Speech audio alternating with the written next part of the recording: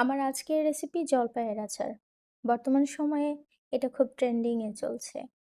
প্রথমে আমি কতগুলো জলপাই নিয়ে নিব। সুন্দরভাবে পরিষ্কার করে ধুয়ে নিয়ে এগুলোকে আমি সেদ্ধ করতে দিয়ে দিব। সেদ্ধ করার সময় অবশ্যই আমি একটু লবণ দিয়ে দিব। এতে করে জলপাই নরম হয়। তারপর আমি কিছু পাঁচফোড়ন আর শুকনো মরিচ একসাথে ভেজে নিয়ে এগুলোকে ব্লেন্ড করে নিব। এই পর্যায়ে চুলায় সরিষার তেল দিয়ে দিব তেজপাতা, এলাচ, দারচিনি আর দেব শুকনো মরিচ কয়েকটা।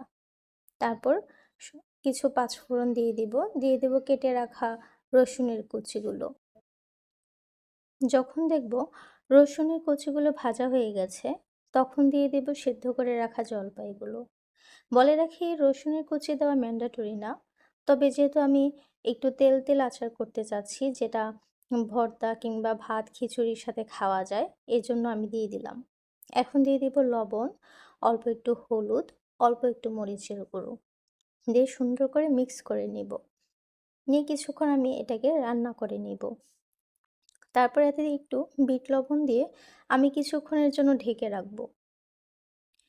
কিছুটা রান্না হয়ে আসলে এতে অ্যাড করে দিব চিনি, দিয়ে ভালো করে মিক্স করে কতক্ষণ চিনিটা গলা পর্যন্ত আমরা অপেক্ষা করব।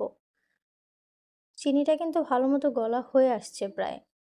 এখন আমি দিয়ে দিব আগে ব্লেন্ড করে রাখা পাঁচফোড়নের গুঁড়ো আর মরিচের গুঁড়ো।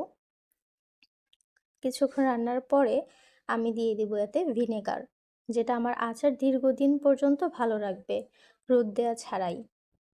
দেখতেই পাচ্ছেন আচারটা কেমন তেলতেলে হয়েছে, প্লাস মিষ্টি আচার হয়েছে। এটা যে কোনো খাবারের সাথে খুবই ভালো লাগবে।